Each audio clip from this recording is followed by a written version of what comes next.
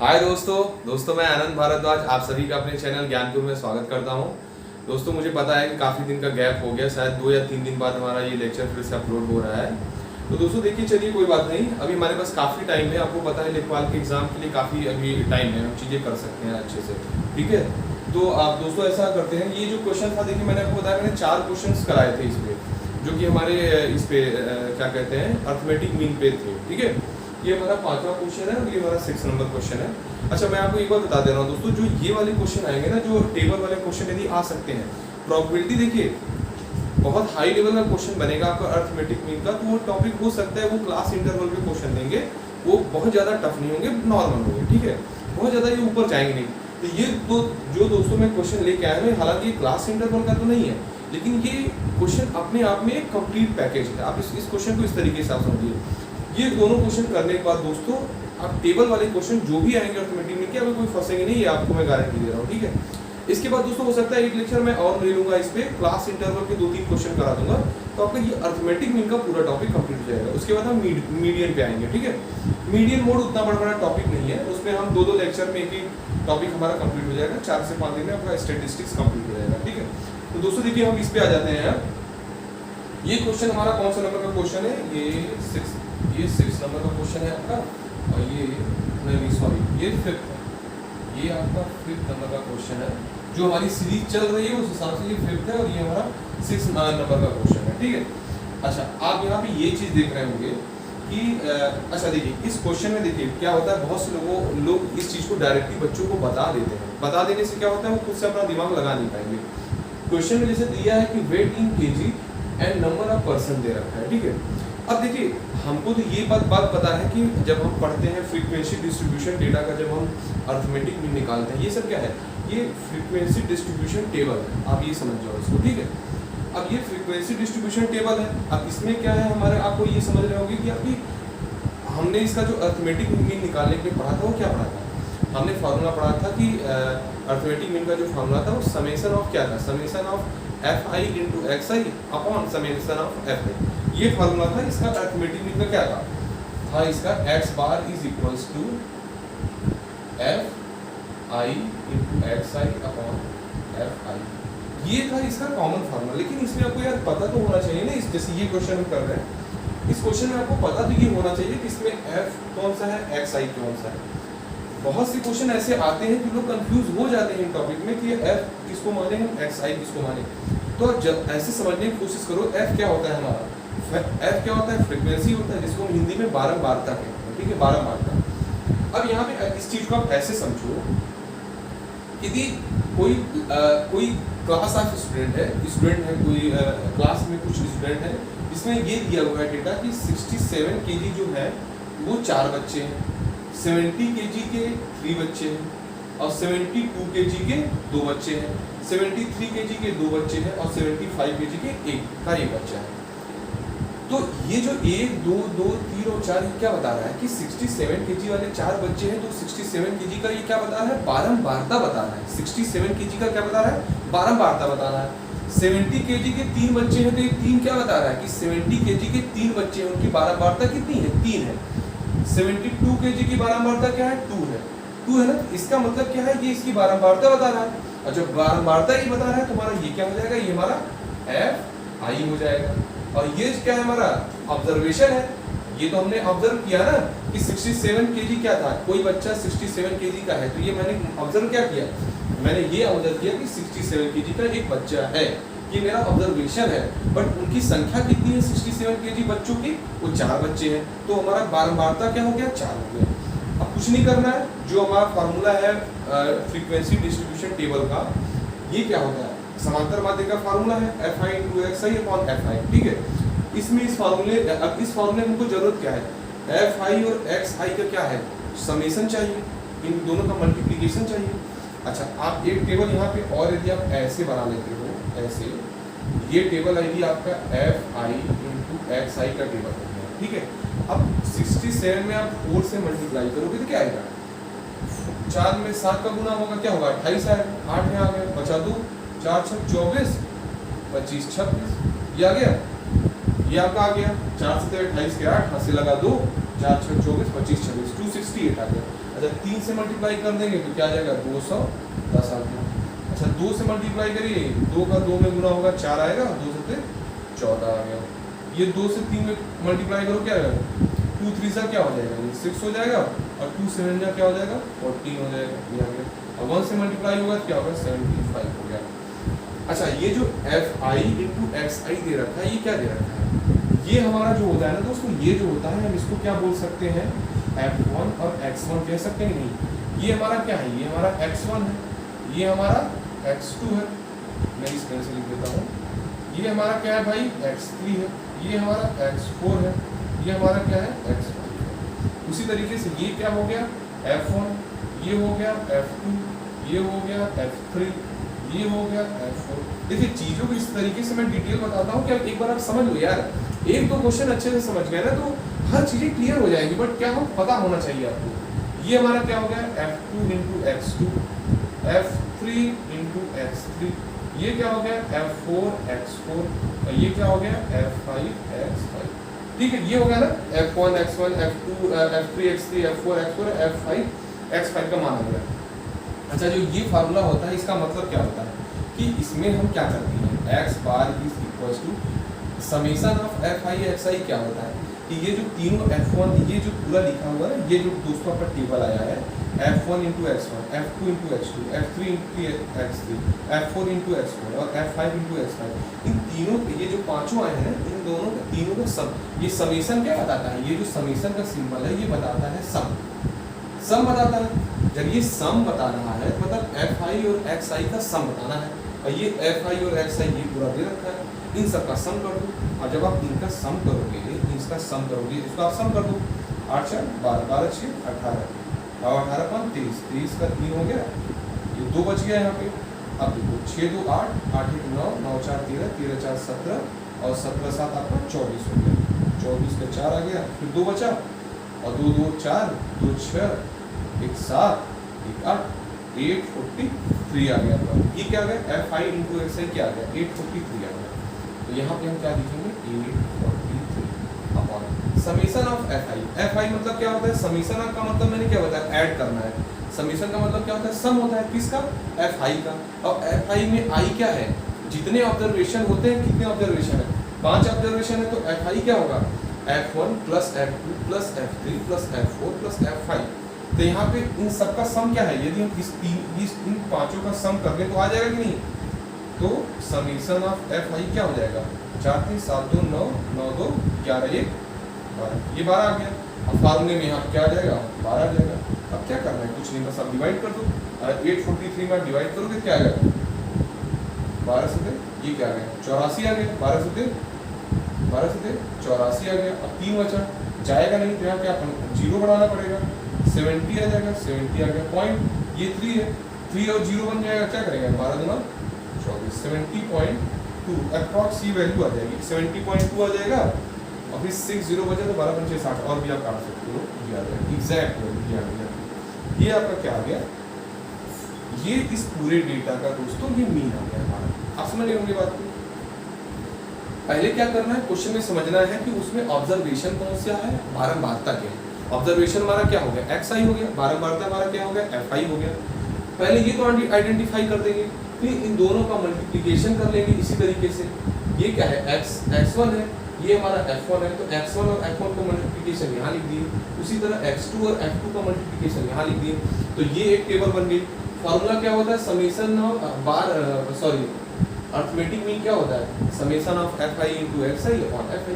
ये फार्मूला लगा दिए, सबको ऐड कर दिया, ऊपर वाले को उधर fi को ऐड कर दिया, डिवाइड कर दिया, 70.2 का आंसर आ गया। ठीक है, ये तो एक हो गया बेसिक क्वेश्चन, आपको जनरल में बताने के लिए बता दिया कि भाई आप इसका निकालो कैसे। ठीक है, अब देखिए हम आते हैं एक और अपने क्वेश्चन पे। ये क्वेश्चन क्या है, थोड़ा सा बच्चे कंफ्यूज हो इसलिए मैं ये क्वेश्चन लिखा हूँ। अच्छा क्वेश्चन है, आपकी कई चीजें इस क्वेश्चन के थ्रू क्लियर हो जाएंगी। ठीक है, बहुत सी चीजें आपकी इस क्वेश्चन के थ्रू क्लियर हो जाएंगी, पता चल जाएगा आपको क्लियर। देखिए यार, जिस तरीके से पढ़ रहे हो तुम दम लगा के पढ़ते रहो। एग्जाम के डेट के बहुत से बच्चे मतलब कमेंट भी कर रहे हैं, पूछ रहे हैं यार एग्जाम जब होगा आप अपनी पढ़ाई कंटिन्यू रखो ना, पढ़ाई यार कंटिन्यू किए रहो, पढ़ाई अच्छे से आप लगे रहो, इन सब चीज़ों के बारे में सोचो मत। और इस तरीके से पढ़ाई आप करते रहिए, प्रैक्टिस करते रहिए कि आप बना के चलिए ये जो मैथ का सेक्शन है उसमें 25 से 25 लाना है आपको, इसमें एकदम कुछ भी मत सोचिए, पूरी जान लगा के पढ़िए यार। लेखपाल की वैकेंसी आपको पता है, ऐसा है नहीं कि सब रेगुलर वैकेंसीज आती है, ये फिर वैकेंसी ये क्या है, ये चुनावी वैकेंसियाँ हैं ये सब। फिर जब चुनाव होने वाला रहेगा फिर ये वैकेंसी निकालेंगे, इनका यही सरकार का है। तो आप ये समझो बात को, जब वैकेंसी आ रही है दम लगा के जितना मेहनत कर सकते हो लग के निकाल लो, ठीक है। अच्छा, ये क्वेश्चन एक और था, ये मैंने दिया था, ये क्वेश्चन मैं इसलिए लिया था, बहुत ही अच्छा क्वेश्चन है। मिसिंग कॉन्सेप्ट जो मिसिंग डेटा का एक कॉन्सेप्चुअल क्वेश्चन आता है वो भी आपका इससे क्लियर हो जाएगा। देखिए क्वेश्चन में क्या दे रखा है कि नंबर ऑफ एक्सीडेंट दे रखे हैं और नंबर ऑफ ड्राइवर दे रखे हैं, ठीक है। अब यहाँ पे आपको ये समझना है, देखिए लोग कंफ्यूज हो जाते हैं ना कि एक्स आई क्या माने, एफ क्या माने, उसमें ये कंफ्यूजन होता है, इसीलिए मैंने ये क्वेश्चन मैंने आपको ये लिया है। देखिए और इस क्वेश्चन में बोला है नंबर ऑफ ड्राइवर क्या है, टोटल 200 है, दे दिया है।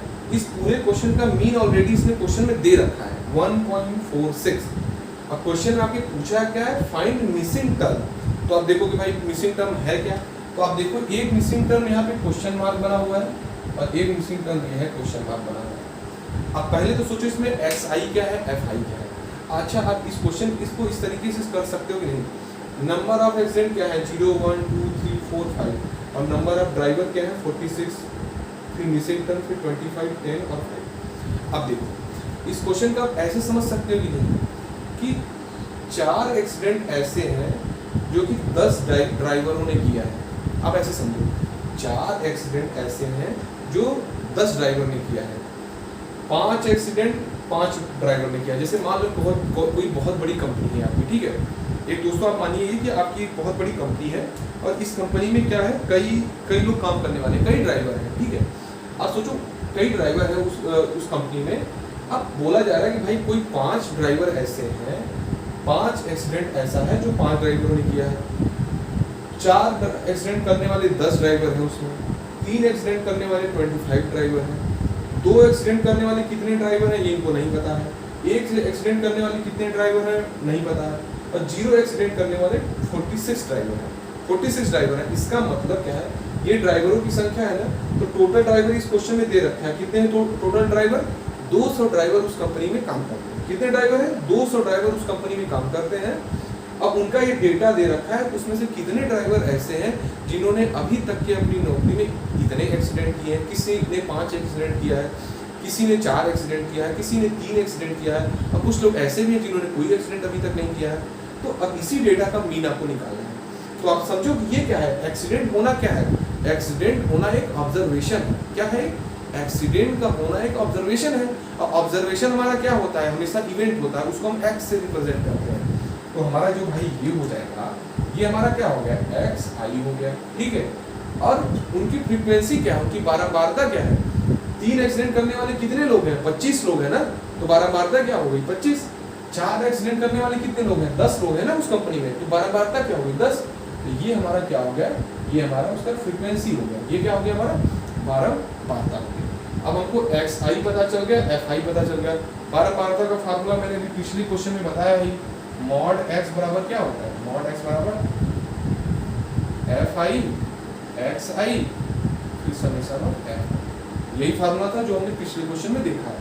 अब हमें इसमें क्या है, एफ आई और एक्स आई का मल्टीप्लिकेशन पता होना चाहिए, एफ आई की वैल्यू पता होनी चाहिए। तो जितने भी एफ आई क्या है, ये फ्रीक्वेंसी को बताता है। अच्छा इसको भी मैं और थोड़ा तोड़ के लिख देता हूँ। इसका देखिए कि कितने ऑब्जर्वेशन कितने हैं, 1 2 3 4 5 6 ऑब्जर्वेशन है इस क्वेश्चन में। तो ये f1 x1 से लेके f1 x1 plus f2 x2 plus f3 x3 f4 x4 f5 x5 और f6 x6, यही तो होगा ना। इस पूरे चीज को आप यही तो लिख सकते हो, यही तो पूरा लिखोगे ना इसको। एफ आई क्या है, f1 प्लस f2, तो f1 plus f2 plus f3 plus f4 plus f5 plus f6, यही है आपका क्वेश्चन। समेशन का मतलब मैंने पहले बता दिया, इसको समेशन बोलते हैं इस सिंबल को, और इसका मतलब क्या होता है, सम होता है। किसका, फ्रीक्वेंसी का सम। कितनी फ्रीक्वेंसी है, 6 है ना, 1 2 3 4 5 6, तो 6 का f1 f2 f3 f4 f5 f6 का सम हो जाएगा। ठीक है। अच्छा, इस क्वेश्चन में हमको क्या है, f1 x1 f2 x2 f3 x3 ये सब जब पता रहेगा इनका मल्टीप्लिकेशन, तभी तो हम जोड़ेंगे ना इस इक्वेशन में, तभी तो ये वैल्यू रखेंगे। तो हमको क्या करेंगे, अच्छा इसको थोड़ा यहाँ मैं मिटा देता हूँ, थोड़ा इधर में लिख देता हूँ इसको, वहाँ पे जगह कहाँ जाएगी, f5 x5 वही चीज़ है, मैं यहाँ लिख दिया हूँ, ठीक है। अच्छा, तो fi इंटू xi ये वाला टेबल भी तो बनाना पड़ेगा, तो इस टेबल को मैं यहाँ बना देता हूँ, आप समझिए ये टेबल में यहाँ बना दिया, इसको मिटा दिया, ये क्या हो गया टेबल fi और xi का टेबल हो गया, इसको मैंने ऐसे कर दिया, ठीक है। अब 0 में 46 से मल्टीप्लाई होगा, क्या आएगा, 0 आएगा। अच्छा 1 है और यहाँ की फ्रीक्वेंसी नहीं दी है, यही तो मैं क्वेश्चन में निकाल रहा था कि उस जो मिसिंग टर्म है इसकी फ्रीक्वेंसी क्या होगी, यही तो पूछा ना, फाइंड मिसिंग टर्म, यही पूछा। मैं मान लेता हूँ कि ये हो गया p और ये हो गया q, क्या हो गया, q हो गया, तो 1 इंटू पी क्या होगा, यहाँ p आ जाएगा, 2 इंटू क्यू क्या आ जाएगा, 2q आ गया, और 3 इंटू 25 क्या आ गया, 75 आ गया, 4 इंटू 10 क्या हो गया, 40 हो गया, और 5 इंटू 5 क्या हो गया, 25 हो गया, ठीक है। ये क्या हो गया, f1 x1 f2 x2 f3 x3 f4 x4 f5 x5 और f6 x6, ये क्या होगा, ये सब आ गया। अब इन सब को सम कर दो, सम करोगे तो क्या आएगा, सम करोगे तो इनका क्या आएगा, आगे इसको जोड़ लो, इसको ऐड कर लो, 75 25 100 आ गया, और 40 जोड़ देंगे तो क्या आ जाएगा, 140 आ जाएगा, 140 plus p plus 2q, p plus 2, इसका सम तो ये आ गया, यानी कि इस फार्मूले में जो ये वाली जो पूरी वैल्यू है भाई, ये वाली पूरी वैल्यू ये, ठीक है। और f1 f2 इसको भी तो ऐड करना है, अब इसको ऐड करके तो क्वेश्चन में ऑलरेडी दे ही रखा है, कितना है, 200 दे रखा है। अच्छा, इस पूरे वैल्यू ये है ना, और अब देखिए, अच्छा क्वेश्चन में मीन की वैल्यू क्या दे रखी, 1.46 मीन की वैल्यू 1.46 दे रखी थी, यानी कि यहाँ पे मीन की जगह पे क्या आ जाएगा, 1.46 आ जाएगा, इस पूरे की जगह पे क्या आ जाएगा, 140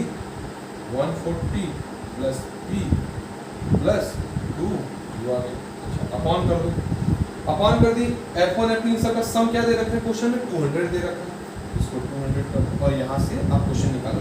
लेकिन आप यहाँ देख रहोगे वेरिएबल p और q दो है, यदि केवल एक वेरिएबल होता तो इस इक्वेशन से हम उसकी वैल्यू निकाल लेते, लेकिन p और q दो वेरिएबल है, तो एक वेरिएबल को तो यार हमको एलिमिनेट करना पड़ेगा यहाँ पे। तो देखो आप कैसे कर सकते हो, यहाँ पे आप इक्वेशन देख रहे हो, यहाँ पे आप जो इक्वेशन देख रहे हो, इन सब का सम क्या है, यही तो 200 है ना, इन सब का सम ही इतना है। अब आप यहाँ पे ये चीज़ ये देखो, यहाँ पे इसका सम है, तो ये क्या है, इसको आप ऐड करो, क्या है, 25 से 5 जोड़ोगे 30, 30 10 40, और 40 में 46 जोड़ोगे तो क्या आएगा, आ जाएगा 86 प्लस p प्लस q बराबर इतना है, इसका मतलब।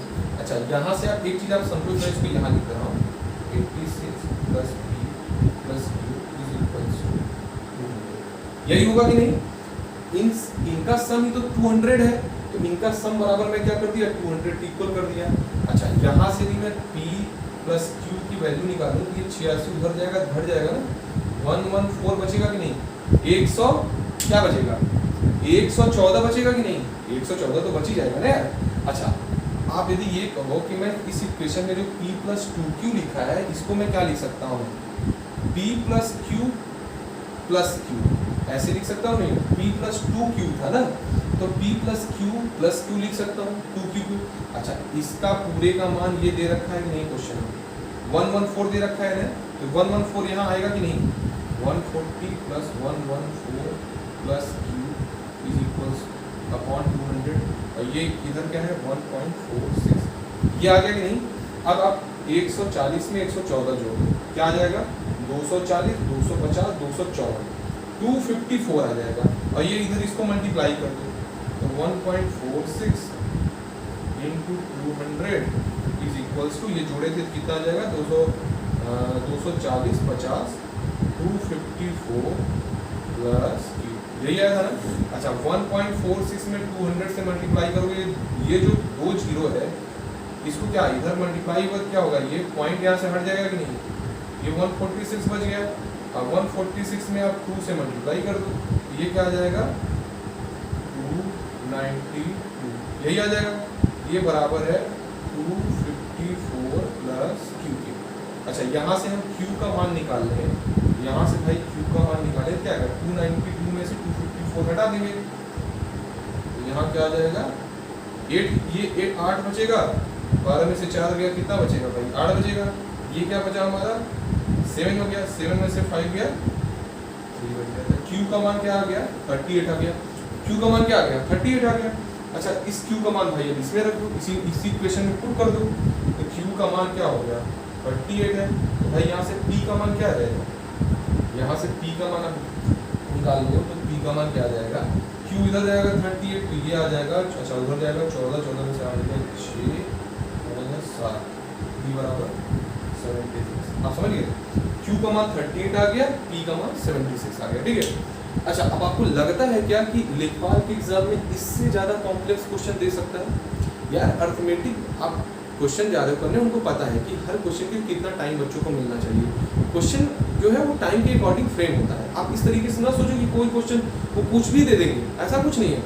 मैं देखिए 2 क्वेश्चन लिया था, आपको दोनों क्वेश्चन का मैंने बेसिक कॉन्सेप्ट बताया, क्या उसमें बन सकता है, मैंने वो चीज़ आपको क्लियर किया। बहुत ज़्यादा हाई फाई के चक्कर में नहीं पड़ना है यार, एग्जाम की डिमांड को समझना चाहिए। आपके एग्जाम का डिमांड यही है, इससे ज़्यादा नहीं आने वाला।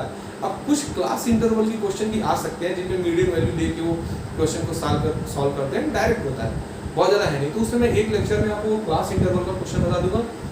इस क्वेश्चन का भी मैंने आपको कॉन्सेप्ट बता दिया कि मिसिंग टर्म निकालना था, मीन ऑलरेडी क्वेश्चन में दे रखा था, और जो वैल्यू दे रखी थी वो मैंने सब आपको अच्छे से समझा दो। देखिए मैं एक ही 2 क्वेश्चन कराता हूँ, 15 से 20 मिनट लेता हूँ, लेकिन 2-3 क्वेश्चन वो 15-20 मिनट में मैं अच्छे से आपको एक्सप्लेन करता हूँ कि अब क्वेश्चन आप जब लास्ट में जब मैं प्रैक्टिस सीरीज कराऊंगा, जिसे मैंने सोचा है एटलीस्ट मैं 500 क्वेश्चन अच्छे से मैं पूरे टॉपिक का मैथमेटिक्स का मैं प्रैक्टिस कराऊंगा, तो उस समय आपको ये सब चीज़ें जब कॉन्सेप्ट पता रहेगी ना तब आप चीज़ों को कर पाओगे, ठीक है। तो वन बाई वन आप एक ही चीज़ को देखो, और जो भी बच्चे नए हैं हमारे चैनल पे वीडियो को देख रहे हैं, आप देखिए, आप बीच से देखे होंगे तो आपको चीज़ें समझ में नहीं आएंगी, आप शुरू से देखो। और जो भी ज्योमेट्री का टॉपिक था मैंने 1 बाई 1 पूरा सिलेबस कवर किया है, कोई भी चीज़ें मैंने छोड़ी नहीं है। किसी बच्चे को लगता है कि मैंने कुछ चीज़ छोड़ा है तो आप कमेंट में मुझे रिप्लाई कमेंट कर देना, मैं उस टॉपिक को कभी भी मैं उसको कवर कर लूँगा, ठीक है। तो ये रहा आज के लिए। आपको दोस्तों मेरा वीडियो लेक्चर पसंद आ रहा है तो और भी लोगों को अपने शेयर करिए, चैनल को सब्सक्राइब करिए, वीडियो को लाइक करिए, ठीक है। और आज के लिए इतना ही काफ़ी है। अब जैसा होगा मैं रेगुलर अपना वीडियो में अपलोड करता रहूँगा। इधर भी 3-4 दिन थोड़ा सा यार मैं बिजी था और शेड्यूल थोड़ा मेरा था, क्योंकि मेरा बोर्ड एग्जाम में भी मेरी ड्यूटी लगी थी तो थोड़ा टाइम मुझे मिल नहीं पाया। तो ठीक है, अब ये सब चीज़ें आप कर लो, ठीक है। तो चलिए अब मिलते हैं बाद में, ठीक है। Thank you very much.